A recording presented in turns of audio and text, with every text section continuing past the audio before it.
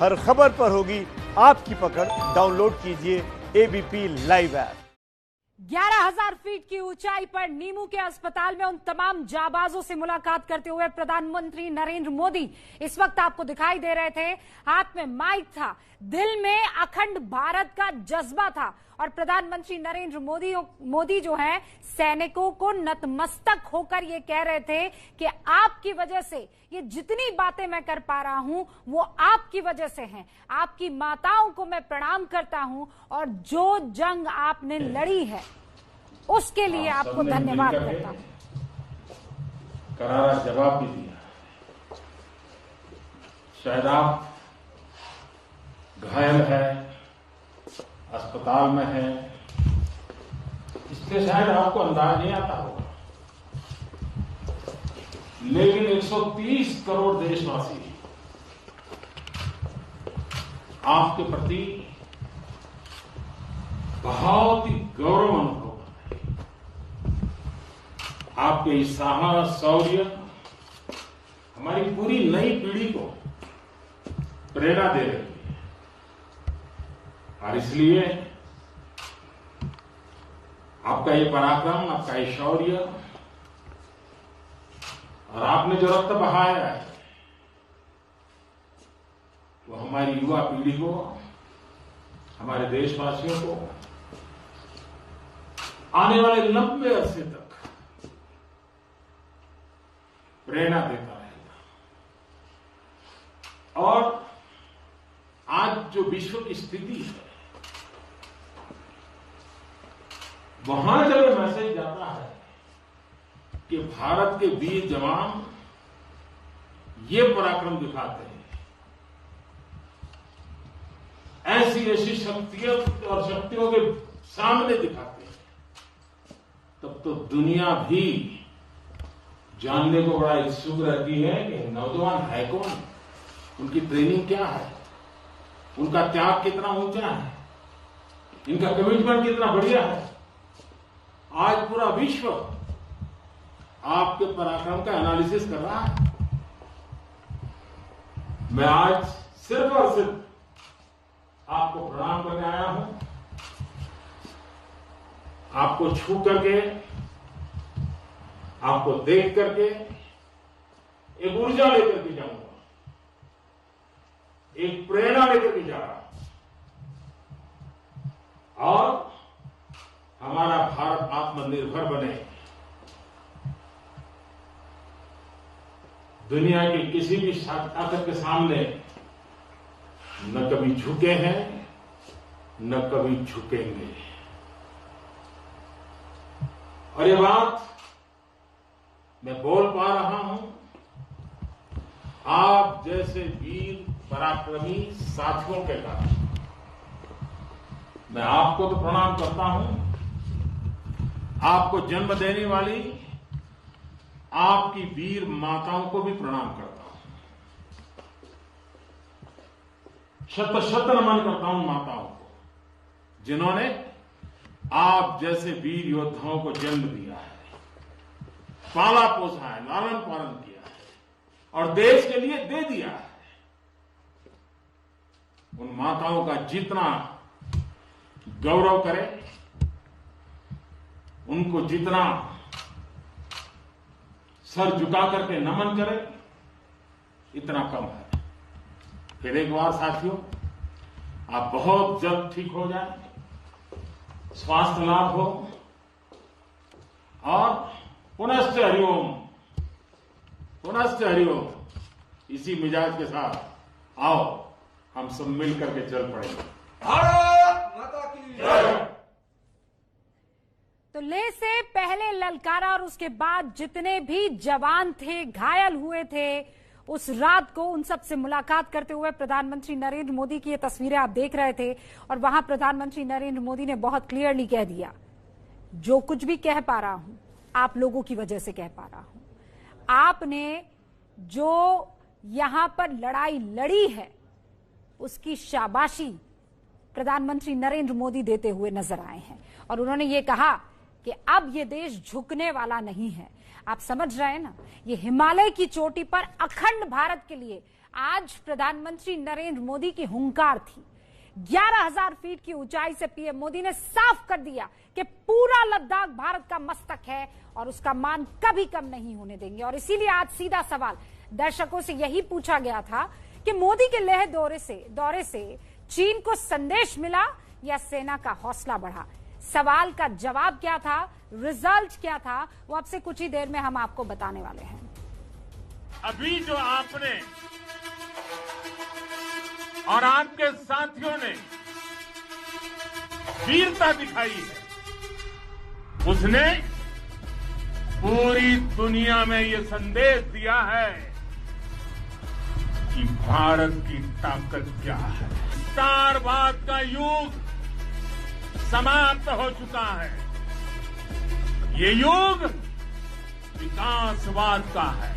आपका शौर्य और मां भारती के मान सम्मान की रक्षा के लिए आपका समर्पण अतुलनीय है। भारत माता की जय। भारत माता की जय।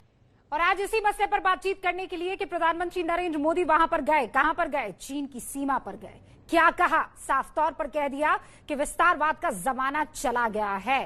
कहकर वो सारी बात समझा गए प्रधानमंत्री नरेंद्र मोदी। लेकिन कांग्रेस को ये बात क्यों समझ में नहीं आ रही है? आज बहस में हिस्सा लेने के लिए दो ही खास मेहमान आपके सामने रखना चाहती हूं। सम्मित पात्रा है बीजेपी से और राजीव त्यागी साहब है कांग्रेस से। दोनों आपके सामने हैं। दोनों कायदे से अपनी अपनी बात रखेंगे, अपने अपने काउंटर्स देंगे, किसी तरह की कोई चीख चिल्लाहट नहीं।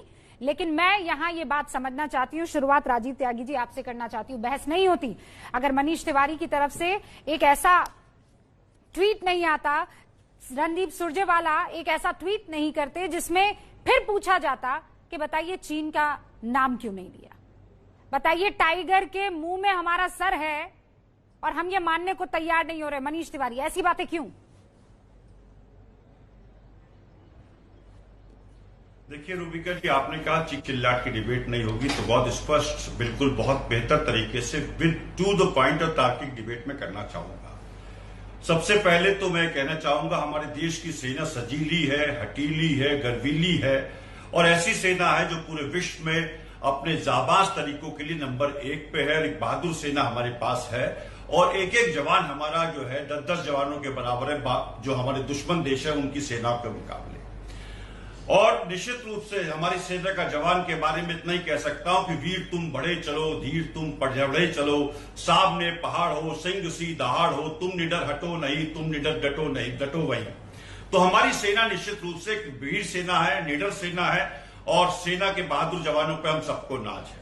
प्रधानमंत्री जी आज ले गए, बहुत अच्छी बात है। प्रधानमंत्री जी को जाना चाहिए था। प्रधानमंत्री जी को सेना का हौसला अफजाई करनी चाहिए और प्रत्येक भारतीय को सेना की हौसला अफजाई करनी चाहिए। लेकिन प्रश्न आज भी यही है, प्रश्न ये उठता है कि सेना के साथ सीमा पर जाने से क्या हमारी सीमाओं से चीन वापस जाएगा? आगे की रणनीति क्या होगी सरकार की? आगे सरकार किस तरह से सेना को आदेश देती है, यह बहुत महत्वपूर्ण होगा। कूटनीतिक स्तर पर सरकार क्या करती है और निश्चित रूप से आर्थिक स्तर पर सरकार क्या करती है और सामरिक स्तर पर सरकार क्या करती है, ये तीनों विषयों पर मैं चाहूंगा मेरे मित्र कहीं ना कहीं इस पर जवाब दें। दूसरी बात मैं कहना चाहता हूं कि जो ताकत की बात कही जाती है तो बहुत खूब कहा गया है कि सच पूतो तो शर्बे ही बस्ती है दीप्ति विनय की, संधि वचन संपूज्य उसका जिसमें शक्ति विजय की। सेना विजय प्राप्त करना चाहती है। प्रधानमंत्री महोदय से हमारी अपील है कि फिंगर 4 से लेकर फिंगर 8 तक जहां चीन कब्जा कर रहा है उसे चीन को वापस पीछे धकेले, गलवान वैली से पीछे धकेले और निश्चित रूप से जो वाई जंक्शन पर आकर के बैठ गया है उस पर कहना उसका कहीं ना कहीं मुझे लगता है कि प्रधानमंत्री जी को विचार करना चाहिए। तीसरी बात जो बहुत महत्वपूर्ण मैं कहना चाहता हूं इस सेगमेंट में, मैं ये कहना चाहता हूं, तीसरी बात लास्ट कहना चाहता हूं, हमने सुना था प्रधानमंत्री जी ने जब बात की थी देश के सभी विपक्षी दलों के नेताओं से, उन्होंने कहा था ना तो हमारी सीमा में कोई आया है, ना ही हमारी सीमा में कोई घुसा है और ना ही हमारी पोस्ट पे किसी का कब्जा है। आज सेना के जवानों के साथ वहां जाकर के जब संबोधित करते हैं, वो कहते हैं विस्तारवाद का युग गया। तो कौन से प्रधानमंत्री ठीक हैं? वो प्रधानमंत्री ठीक है जो कहते हैं कि कोई भी चीन का अतिक्रमण हमारी सीमा में नहीं हुआ, या वो प्रधानमंत्री ठीक है जो प्रधानमंत्री आज जाकर के मान लेते हैं कि चीन ने हमारी सीमाओं में अतिक्रमण किया? इस बात का स्पष्ट उत्तर मैं भारतीय जनता पार्टी के प्रवक्ता से चाहूंगा कि कौन से प्रधानमंत्री ठीक हैं? वो प्रधानमंत्री जो चीन के आगे सरेंडर कर गए, जिनके बयान को बकायदा चीनी मीडिया ने और चीनियों ने इस्तेमाल किया, और प्रधानमंत्री को ब्लू आइट माना चीन के लोगों ने। राजीव जी, आपने अपनी बात रख ली, लेकिन मेरे सवाल का जवाब एक भी लाइन में नहीं आया। मनीष तिवारी किसको टाइगर कह रहे हैं, ये तो आपने मुझे समझाया नहीं। What is Manish Tiwari trying to say? You can't reason with a tiger when your head is in its mouth. Winston Churchill, the darkest hour. Tiger कौन है? 15 सेकंड में खत्म कर देता हूं इसको भी। जो एबीपी न्यूज के दर्शक मुझे सुन रहे हैं, देखिए इतिहास में झांकने की बड़ी आदत भारतीय जनता पार्टी की है। मेरे मित्र भी बड़ा इतिहास में झांकते हैं, तो इतिहास के आईने से सिर्फ एक ही मैं पन्ना ले रहा हूं, और उस पुण्य में मैं स्पष्ट कहना चाहता हूं 1971 में लेह में इंदिरा गांधी भी गई थी, और जब इंदिरा जी वहां गई थी तो टाइग्रेस की तरह से, शेरनी की तरह से उन्होंने एक्ट किया, और बांग्लादेश का गठन हुआ, पाकिस्तान के 2 टुकड़े हुए। हम तो चाहते हैं प्रधानमंत्री टाइगर की तरह एक्ट करे और चीन को माकूल जवाब देकर जो अरुणाचल प्रदेश में, और किस टाइगर के मुंह में हमारा सर है। आप कहां टाइग्रेस कहां पहुंच गए? वो तो कह रहे हैं कि टाइगर के मुंह में सर है। किसका सर है? अब रुकिए एक सेकंड, संबित पात्रा जवाब देंगे। राजीव जी एक सेकंड रुक जाइए, मैं पूरा मौका दूंगी। आप पता कर लीजिए टाइगर कौन है। आप कह रहे हैं इंदिरा गांधी है, उनके ट्वीट से नजर कुछ और आ रहा है। लास्ट सेंटेंस कह देता हूं ना प्लीज। लास्ट सेंटेंस के बाद मैं अपनी बात पे विराम दूंगा और उम्मीद करूंगा जो सवाल मैंने उठाए हैं उस पर संबित पात्रा जवाब देंगे। मैं ये कहना चाहता हूं, निश्चित रूप से प्रधानमंत्री की वहां की विजिट से सेना का मनोबल बढ़ा, इसमें कहीं कोई दो राय नहीं। हम तो चाहते हैं कि सेना सुदर्शन चक्र चलाना चाहती है, लेकिन प्रधानमंत्री की उंगली से एक साइन होना है जिसको उन्होंने कहना है कि सीमा की सुरक्षा करिए और अपना इलाका वापस लीजिए। दे दिया, मैंने पूरा मौका दिया आपको। संबित पात्रा, टाइग्रेस तो इंदिरा गांधी थी। चलिए अब हो गया, मैं बोलूं। धन्यवाद। देखिए रूबिका जी, आज प्रधानमंत्री ने जिस प्रकार का, मैं तो कहूंगा ये गर्जन किया है, ये 11,000 फीट के ऊपर उन्होंने गर्जन किया है, और उस गर्जना को जिसको सुनना चाहिए था उसने सुन लिया है। जो विस्तारवादी ताकतें हैं उन्होंने रिप्लाई भी दिया है, और आपने भी हेडलाइन में भी चलाया कि चीन डर गया है, और चीन की विदेश मंत्रालय ने एक पूरा का पूरा अभी नोटिफिकेशन जारी किया है कि कोई भी कदम ना उठाएं, अभी बातचीत करेंगे, अभी आर्मी को रोक के रखिए। तो चीन रिएक्ट कर रहा है, मगर जो हिंदुस्तान में मी वर्सेस राजीव त्यागी, मतलब आप विश्वास नहीं करेंगे, मुझे इतनी तकलीफ हो रही है। अभी क्या क्या शब्द कहा गया मैं एक एक करके बताता हूं। अभी कहा गया कि प्रधानमंत्री को कहिए कि जो कब्जा कर लिया गया है फिंगर 4 और फिंगर 8 के बीच में उसे हटा दिया जाए। प्रधानमंत्री को कहिए कि गलवान वैली से चीन को बाहर धकेल दिया जाए। देखिए इसको आप जरा अनुवादित करिए। मतलब कांग्रेस कह रही है कि गलवान वैली में शत्रु घुस के आ गई है और प्रधानमंत्री धकेले। मतलब प्रधानमंत्री तो फिजिकली नहीं धकेलेंगे, मगर ये कह रहे हैं कि जो हमारी सेना है जिसके सामने आज प्रधानमंत्री रूबरू हुए, उस सेना में वो काबिलियत नहीं थी कि वो धकेल सके, और प्रधानमंत्री उनको कहे कि प्लीज आप जाके धकेले। मैं आज यहां पर कह रहा हूं किसी की हिम्मत नहीं है, और प्रधानमंत्री जी ने कहा अरे अटल हो तुम लोग चट्टानों की तरह, तुम्हारी मां को प्रणाम जो वीर सपूतों को जना है। और इन्हीं वीर सपूतों ने जिस प्रकार से जो विस्तार करने की प्रयास में थे, घुसने की कोशिश में थे, न केवल उनको पीछे ढकेला, उनको समाप्त भी किया। 40 से अधिक उनके पीएलए के गद्दारों को मारा है। फिर भी ये बोल रहे हैं कि फिंगर 8, फिंगर 4, गलवान वैली से हटाइए कब्जा। अरे कब्जा होने कब दिया? हमारे ये वीर सैनिकों को आपने अभी इतनी कविताएं सुनाई, इतना सब कुछ कह दिया, विश्वास नहीं है इनके वीरता पे।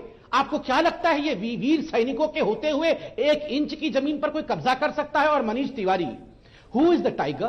कौन टाइगर है? किस टाइगर के मुंह में हमारा सर है?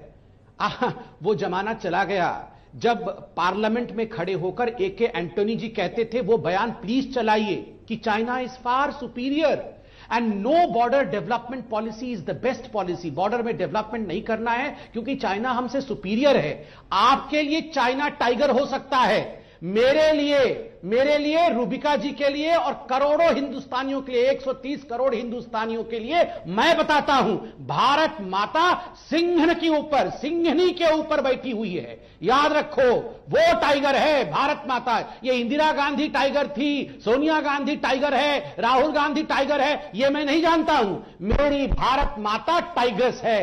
Yes, this new India is the tiger. और ये टाइगर ड्रैगन का क्या करेगा आप देख लेना।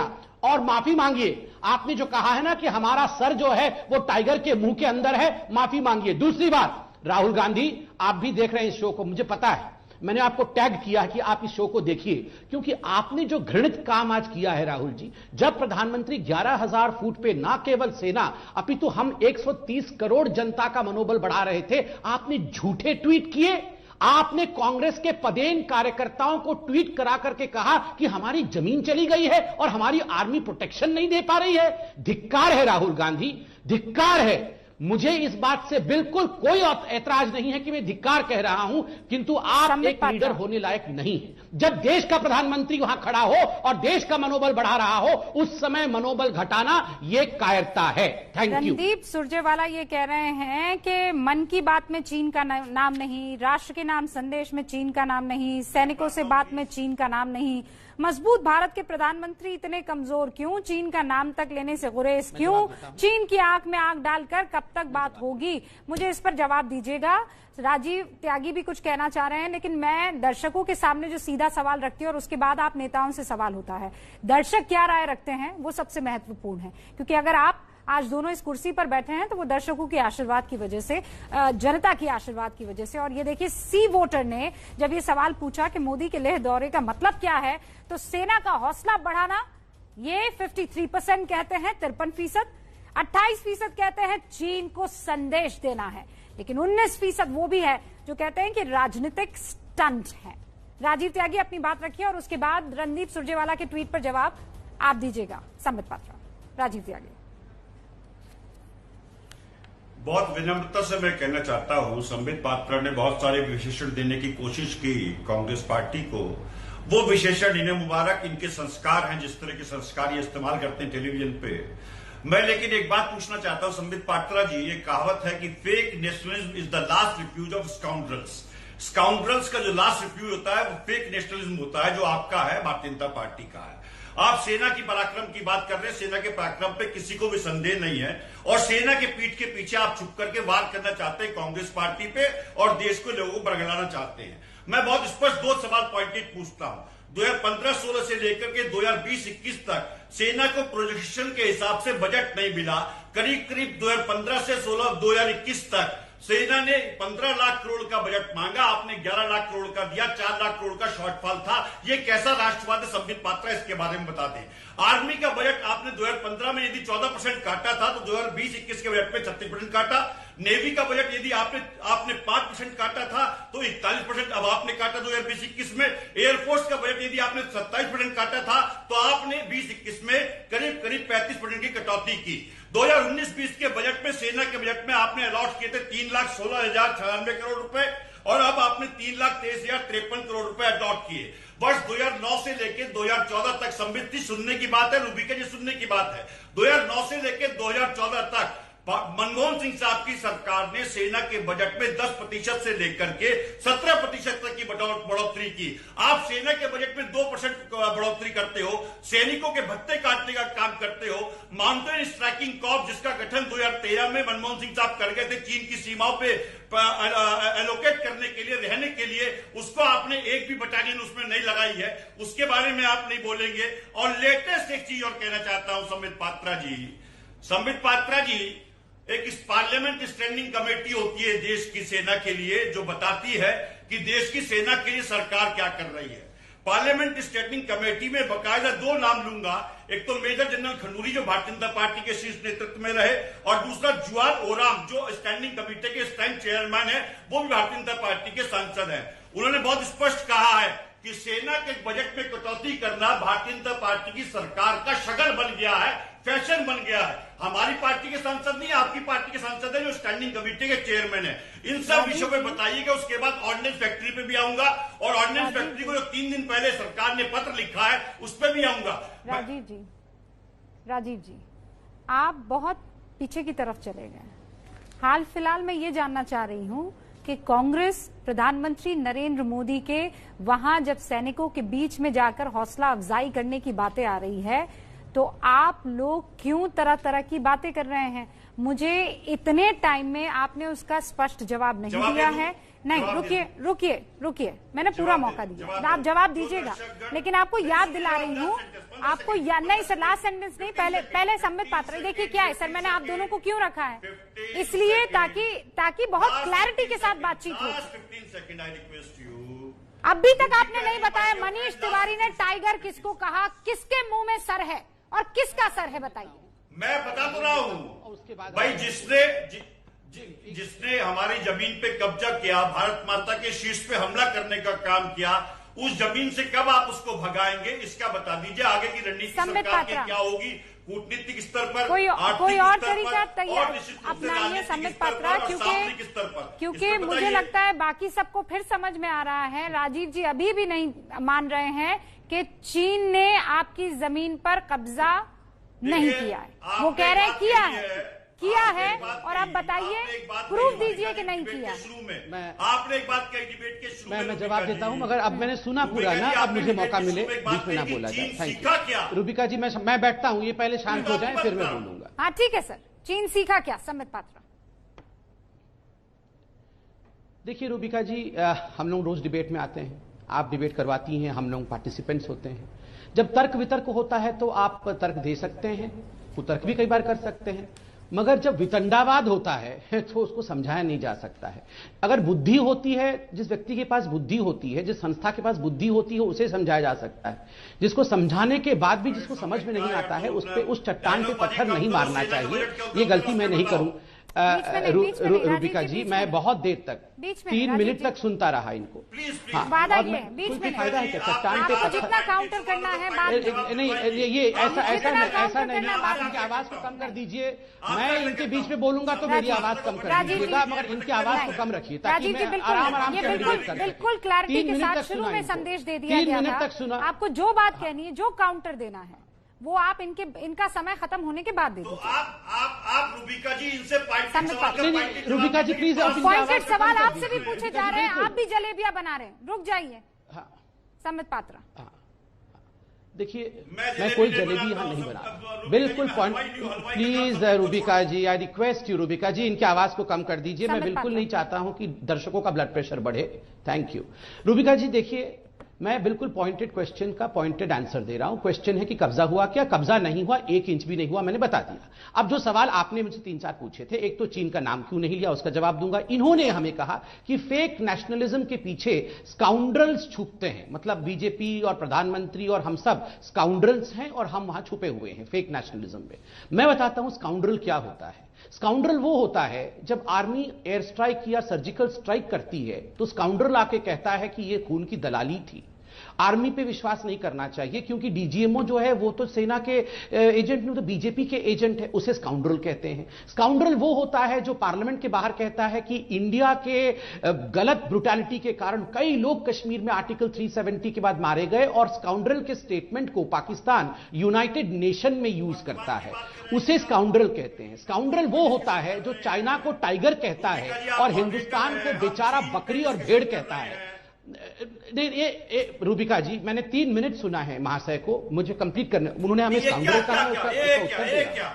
अब एक Rubika ji please, Rubika ji this is not the way, I request you Rubika ji, allow me to complete. Rajiv ji परेशानी क्या है? मैंने क्यों रखते सवाल पूछता हूँ? नहीं, मुझे आपने पूछा ना सवाल, परेशानी कोई नहीं है। एक सेकंड, 1962 से लेकर के यदि ऐसे नहीं, रूबिका जी आप प्लीज इनकी आवाज कम कर दीजिए। आपसे एक रिक्वेस्ट है, इनकी आवाज कम कर दीजिए। मुझे ये बताइए, दर्शकों को नजर आ रहा है ना अपने अपने टाइम में कौन कह रहा है और कौन दूसरे के टाइम में अपनी बात रखने की कोशिश कर रहा है, सबको नजर आ रहा है। और जब आप कह रहे हैं कि आप मॉडरेटर हैं तो फिर आपको बहुत कायदे से मॉडरेटर की बात माननी होगी।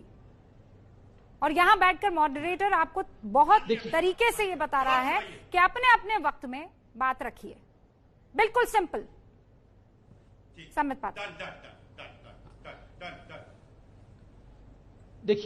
देखिए कभी भी ये कोशिश मत करिएगा कि बीजेपी, प्रधानमंत्री या हमारे देश की संस्थाएं वो स्काउंड्रल है। हम नेशनलिज्म के पीछे छुप नहीं रहे हैं। Yes, we proudly wear our nationalism on our sleeves. कंधे पर अपने नेशनलिज्म को लगा के चलते हैं। भारत माता की जय और वंदे मातरम गर्व से कहते हैं। उसके लिए हमें किसी प्रकार से शर्माने की आवश्यकता नहीं है। दूसरी, आप चीन का नाम क्यों नहीं लिया? चीन वालों ने तो नोटिफिकेशन भी इशू कर दी, उनके विदेश मंत्रालय की तरफ से डर का मैसेज भी आ गया। विस्तारवादी ताकत तो चीन भी समझ गया। ये लद्दाख में जाके जो भाषण 11,000 के फीट पर दिया था, क्या सीरिया के लिए दिया था या श्रीलंका के लिए दिया था या ये होनोलुलु के लिए दिया था, बैंकॉक के लिए दिया था? समझने वाले इतना भी नहीं समझ सकते चीन के लिए दिया था। और नाम लेना आवश्यक नहीं होता हर जगह। मैं आपको एक उदाहरण देता हूं। मैं अभी कहूंगा 50 साल का नासमझ बच्चा, मैंने नाम लिया मगर समझने वाले समझ गए कि 50 साल का नासमझ लड़का कौन है। मैं कहूंगा वो मां जो बेल पे बाहर है, मैंने नाम लिया मगर समझने वाले समझ गए कि कौन सी वो मां है और कौन सा वो बेटा है, दोनों बेल पे बाहर है। हमेशा नाम लेने की आवश्यकता नहीं। मैं कहूंगा हिंदुस्तान का सबसे भ्रष्ट परिवार, मैंने किसी का नाम लिया, मैंने किसी का नाम नहीं लिया मगर समझने वाले समझ गए कि हिंदुस्तान का सबसे भ्रष्ट परिवार कौन है। मैं नाम नहीं लूंगा मगर मैं कहूंगा कि देखो एक ऐसा परिवार था जो चाइनीज टेंट के नीचे रंगे हाथ पकड़ा गया था डोकलाम के समय साजिशें करते हुए हिंदुस्तान के खिलाफ। उनकी फोटो भी आई थी। मैंने नाम लिया, मैंने किसी का नाम नहीं लिया मगर समझने वाले समझ गए कि वो धोखेबाजी कौन सा परिवार कर रहा था। तो नाम लेने की आवश्यकता नहीं है। आप ये कह रहे हैं कि नाम लेने की आवश्यकता नहीं। अच्छा राजीव जी, एक पॉइंट तो है, विस्तारवाद की नीति पर चलने वाला या मैं कहूं भू माफिया, तो कौन जहन में आता है? राजीव जी, कौन आता है जहन में? बिल्कुल, आपने जो बात कही, भू माफिया में तो रॉबर्ट वाड्रा आता है। जो मैंने बात कही, मैं अपनी बात पे अडिग हूं और बहुत स्पष्ट एक बात कहना चाहता हूं संबित पात्रा से। नाम लिया नहीं लिया, समझने वाले समझ गए, तो बिना घंटी का घंटा अगर कह दिया जाए तो उसके बारे में संबित पात्रा जाना जाएगा, इसमें कहीं कोई दुराय नहीं है। लेकिन एक बात जरूर कहना चाहूंगा कि संबित पात्रा ने मेरी इस बात पे कोई जवाब नहीं दिया कि सेना का बजट क्यों कम किया गया। इस बारे में सब बोलिए, ये लेवल हो गया है अब डिबेट में। हाँ बिल्कुल हो, बिना घंटी का घंटा, बिना घंटी का घंटा संबित पात्रा मेडिसिन देना चाहिए प्लीज। बिना घंटी का घंटा संबित पात्रा अपनी बात पे अडिग हूं। संबित पात्रा जिसको सर्टिफिकेट दे देता हूं उस पर कायम रहता हूं। मेरी बात सुनो। घंटी का घंटा तुम्हारे मैंने घर में तुमसे बैठा हुआ सवाल है, वो पूछा टिकटॉक कि क्या ताकत घर में बैठा हुआ है बिना घंटी के घंटा, जो आप बज भी नहीं सकता है। टिकटॉक पे भी प्रधानमंत्री थे, टिकटॉक पे भी प्रधानमंत्री थे। तुम ही बचते हो। राहुल गांधी तुम्हारी स्थिति ऐसी हो गई है कि कोई भी आता है डिबेट में और तुम में घंटे की तरह बजा करके निकल लेता है संबित पात्रा। बिना घंटी का घंटा Sambit Patra. Oh my dear friends, Sambit Patra please सुन लो। राहुल गांधी को गाली देने से तुम बड़े नहीं हो जाओगे, मेरे सवालों का जवाब नहीं दोगे। यही तुम्हारा फेक नेशनलिज्म है कि जब मैं पूछता हूं कि सेना का बजट कम क्यों किया तुम जवाब नहीं देते हो। ये तुम्हारा फेक नेशनलिज्म है। जब मैं पूछता हूं कि माउंटेन स्ट्राइकिंग कॉर्प का गठन क्यों नहीं किया तो तुम जवाब नहीं देते हो। ये तुम्हारा फेक नेशनलिज्म है कि तुम यहाँ से ओप्पो को बैन नहीं करते हो, हुआवी को बैन नहीं करते हो, माँ बेटा जो बेल से बाहर है समझते ही कहते ही जान रहे कौन है, मगर विस्तारवादी कहते हैं चाइना जान नहीं पा रहे थे। आपने अपने सांसद तापिर गांव की बात नहीं मानते हो। वो तापिर गांव में कहते हैं कि अरुणाचल प्रदेश में चीन घुसाया है। क्या वो झूठ बोल रहे हैं? ये तुम्हारा फेक नेशनलिज्म है कि तुम फिंगर कौन कह रहा है चीन घुसाया है? कौन कह रहा है चीन घुसाया है? माता का मुकुट नहीं मानते हो। ये तुम्हारा फेक नेशनलिज्म है कि तुम गलवान घाटी को अपने भारत माता का मुकुट नहीं मानते हो। ये तुम्हारा फेक नेशनलिज्म है कि तुम अपने 20 सैनिकों की शहादत को नहीं मानते हो। ये तुम्हारा फेक नेशनलिज्म है कि तुम चीन की मोबाइल कंपनियों को बैन नहीं करते हो। ये तुम्हारा फेक नेशनलिज्म है my dear friend Sambit Patra कि तुम चीन की साथ गलबैया करते हो। बार-बार प्रधानमंत्री जाते हैं और लुंगी और फूकी डांस करते हैं, उसके बाद भी आप जवाब नहीं देते हो। ये तुम्हारा फेक नेशनलिज्म है। ये तुम्हारा फेक नेशनलिज्म है जिसको दादाजी जगह उठा करके फेंक देगा। ये फोटो देखो, ये फोटो देखो। मेरी बात सुनिए आप, मेरी बात सुनिए, मेरी बात सुनिए। ऐसे बहुत से पिक्चर्स हैं, ऐसे बहुत से पिक्चर्स हैं और ये पहले प्रधानमंत्री नहीं है जो चीन के साथ दोस्ती बढ़ाने की कोशिश कर रहे हैं। राजीव जी मेरी बात सुनिए आप। राजीव जी मेरी बात सुनिए, मेरा सवाल सुनिए प्लीज। मेरा सवाल सुनिए आप, मेरा सवाल सुनिए राजीव जी, मेरा सवाल सुनिए, मेरा सवाल सुनिए अब। आ गया। एक सेकंड रुक जाए, मेरा सवाल सुनिए। बोलूंगा नहीं। झूले वाले बाबा क्लोजअप करिए, ये फोटो जरा क्लोजअप करिए जरा ये फोटो। आप फोटो खेलेंगे, जरा क्लोजअप करिए। हाँ नहीं, अगर वो लुंगी वाले बाबा दिखा रहे हैं तो मैं दिखाऊंगा ना। आप लुंगी वाला बाबा बता रहे थे, और तुम बिना घंटी के घंटे हो, तुम्हें वैसे ही बजाता रहूंगा मैं। Closeup cheers. आप लुंगी वाले बाबा दिखाएंगे तो मैं चीयर्स वाली अम्मा भी दिखाऊंगा। चीयर्स वाली अम्मा, देखो चीयर्स वाली अम्मा, देखो चीयर्स वाली अम्मा को देखो, चीयर्स। अरे पैसा लेके चाइना से चीयर्स करने वाले, ये देखो चीयर्स वाली अम्मा को देखो, चीयर्स वाली अम्मा को भी देखो। लुंगी वाले बाबा, ये देखो चीयर्स वाली अम्मा। आपकी पार्टी के जिसके घर में दोनों की आवाज कम, दोनों की। आप दोनों सुनिए, क्या हिंदुस्तान चीयर्स कर पाएगा? क्या आप दोनों एक हो पाएंगे? प्लीज राजीव जी, मुझे ये बताइए कि वहाँ बीजेपी का कोई नेता सरहद पर गया था या देश का कोई प्रधान गया था? अरे देश का प्रधानमंत्री गया था ना। आज की तारीख में जरूरी है, राजीव जी मुझे ये बताइए, आज की तारीख में जरूरी है। आप किस पर विश्वास करते हैं? आप चीन पर विश्वास करते हैं, प्रोपेगेंडा फैलाने वाले लोगों पर विश्वास करते हैं चीन का, या आप प्रधानमंत्री नरेंद्र मोदी और सेना पर विश्वास करते हैं? Tell me one thing, clear कर दीजिए आप मुझे। मैं रूबिका लियाकत पे भी विश्वास करता हूं, मैं एबीपी न्यूज पे भी विश्वास करता हूं, और रूबिका लियाकत जिसे कहता हूं, उन्होंने टॉपिक रखा, टाइम रखा, इसलिए डिबेट करने आया। डिबेट आपने कराई, टॉपिक रखा, टाइम रखा, टीआरपी के लिए डिबेट आप करा रही हैं। मैं पूछना चाहता हूं आगे क्या होगा? क्या चीन हमारी सीमाओं से अरुणाचल प्रदेश से वापस जाएगा? क्या चीन हमारी सीमाओं से जम्मू कश्मीर से वापस जाएगा? क्या चीन फिंगर एक पर अपना कब्जा छोड़ेगा? इसका जवाब दिलवाइए। सामरिक स्तर पर सरकार क्या कर रही है? कूटनीतिक स्तर पर सरकार क्या कर रही है? आर्थिक स्तर पर सरकार क्या कर रही है? क्या हुआवी को बैन करेगी? मैं सवाल पूछती हूँ राजीव जी, आपका नाम क्या है? और आप कहते हैं कि मैं इतने बरस का हूँ। मैं सवाल पूछती हूँ कि राजीव जी आप आपकी उम्र क्या है? तो आप कहते हैं मुझे नीला रंग पसंद आता है। मैं जो सवाल पूछ रही हूँ उस सवाल का जवाब दीजिए ना। आपको चीन पर भरोसा है या फिर देश के प्रधानमंत्री के वक्तव्य पर भरोसा है? कह दीजिए किस पर भरोसा है, किस सेना पर भरोसा है? तो रूबिका चेहरा शर्म से लाल हो जाता है। क्या लाल पीला रूबिका जी का चेहरा शर्म से लाल हो जाता है। क्या कह रहे हैं? पड़ती है सवाल के। What are you trying to say? Rubika जी बिल्कुल मिस्टर सही कह रहा त्यागी, एक बार फिर से, मैंने सुना नहीं, फिर कहिए आप क्या कह रहे हैं? कोई दिक्कत नहीं है, पर राष्ट्र की सुरक्षा का मामला है। मुझे वापस बात कीजिए, मैंने सुना नहीं। दोबारा बात कीजिए मुझसे, मैंने सुना नहीं। बताइए, राजीव त्यागी दोबारा बात कीजिए, मैंने सुना नहीं। अरुणाचल प्रदेश से चीन वापस भागेगा? आपने किस मसले पर मुझे लाल पीला कहा? मैं दोबारा सुनना चाहती हूँ, मुझसे वो सवाल दोबारा कीजिए। ना उधर मत जाइए, अभी नहीं, अभी आप रूबिका लियाकत से बात कीजिए। सरकार बैन मिस्टर त्यागी, अभी आप रूबिका लियाकत से बात कर रहे हैं। मुझे कहिए वो कौन सी बात थी, मैं दोबारा सुनना चाहती हूँ। मैं सुनना चाहती हूँ। स्पष्ट है, दोहराने से डर रहे हैं आप, माता की जय बोल करके एक सवाल दोहराने से डर रहे हैं राजीव त्यागी। किस बात पर आपने मेरा जिक्र किया, मैं ये जानना चाहती हूँ। सेना का बजट बढ़ेगा या नहीं? सेना के बजट में कहाँ जा रहे हैं? पहले ये बताइए, किस बात पर आपने कहा कि मैं लाल पीली होती? निश्चित रूप से मैं किस बात पर शर्म से लाल हो रही हूँ? मुझे पहले ये बताइए मिस्टर त्यागी। जवाब देता हूँ, जवाब सुन लीजिए। जवाब नहीं, सवाल कीजिए। कौन सा सवाल था वो? जवाब दे देता हूँ। हाँ, जो सवाल मैंने उठाए कि सेना का बजट कम किया 2015 से लेकर 2021 तक सरकार ने, क्या सेना बिना बजट के लड़ लेगी? क्या सेना को बजट नहीं चाहिए? माउंटेन स्ट्राइकिंग कोर्ट का गठन क्यों नहीं किया गया? इसके लिए जवाब संबित पात्रा से नहीं मांगा गया। आप मुझे ये बताइए, जो मेरा सवाल है आप वो क्यों नहीं इसका जवाब दे रहे हैं? 3 सवाल आपसे मैंने पूछे हैं और उन तीनों सवालों के आप जवाब नहीं दे रहे हैं। तीनों सवालों के आप जवाब नहीं दे रहे हैं। पहला सवाल मैंने ये पूछा, मनीष तिवारी किसको टाइगर कह रहे हैं, और उस टाइगर के मुंह में किसका सर है? दूसरा सवाल मैंने पूछा कि आपको प्रधानमंत्री नरेंद्र मोदी पर विश्वास है कि चीन पर विश्वास है? तीसरा सवाल मैंने ये पूछा कि कौन सी वो बात है जिस पर मैं लाल पीली होती है आपको नजर आ रही हूँ? तीनों का जवाब आपने नहीं दिया मुझे राजीव त्यागी, और इस वक्त देश देख रहा है, इस वक्त देश देख रहा है। संबित पात्रा, शुरुआत आपसे कर रही हूँ।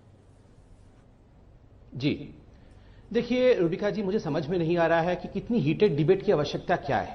देश के प्रधानमंत्री, मेरे आपके 130 करोड़ जनता के प्रधानमंत्री आज 11,000 के फीट पर गए। उन्होंने जाकर एक सख्त संदेश चाइना को दिया। चाइना ने उस पर रिएक्ट भी किया, और केवल चाइना ने ही, याद रखिए पूरा विश्व इसे ऑब्जर्व कर रहा है किस प्रकार माइक पॉम्पियो, अमेरिका के सेक्रेटरी, ने इस पर क्या रिएक्ट किया था। आपने देखा था इससे पहले कि हम भारत के साथ खड़े हैं। ऑस्ट्रेलिया ने अपना बजट बढ़ाया है कि हम खड़े हैं भारत के साथ। आप रशिया से देखिए किस प्रकार हम मसौदे कर रहे हैं, वहां से टैंक इत्यादि और विमान इत्यादि सब आ रहा है।